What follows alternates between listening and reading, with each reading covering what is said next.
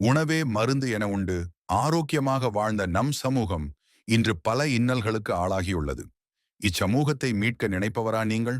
இன்று fast food உணவுகளால் பல நோய்களுக்கும் துன்பங்களுக்கும் ஆளாகியுள்ள நம் குழந்தைகளையும் சமூகத்தையும் மீட்க வேண்டுமா? மாறிவரும் நவீன உணவுகளை நம்முடைய மரபு தானியங்களிலே கொடுக்க முடியுமா? நம் முன்னோர்கள் காலங்காலமாக உண்டு வந்த சிறு தானியங்களையும் மரபு அரிசி ரகங்களையும் எப்படி உணவாகவும் தின்பண்டமாகவும் உட்கொள்ள வேண்டும் என்று உங்களுக்கு தெரிந்து கொள்ள வேண்டுமா? குறைந்த முதலீட்டில் வீட்டிலே இருந்து கொண்டு மரபு தொழில் முனைவோராக மாற வேண்டுமா? நமக்கு ஏற்படும் உடல் தொந்தரவுகளை இயற்கை வழிமுறையிலே குணப்படுத்த வேண்டுமா? வீட்டின் மாடியிலோ தோட்டத்திலோ இயற்கை உரங்களை பயன்படுத்தி உணவு உற்பத்தி செய்வது குறித்து கற்றுக்கொள்ள வேண்டுமா? இயற்கை உணவகமும் அங்காடியும் எளிமையாக நடத்த வேண்டுமா?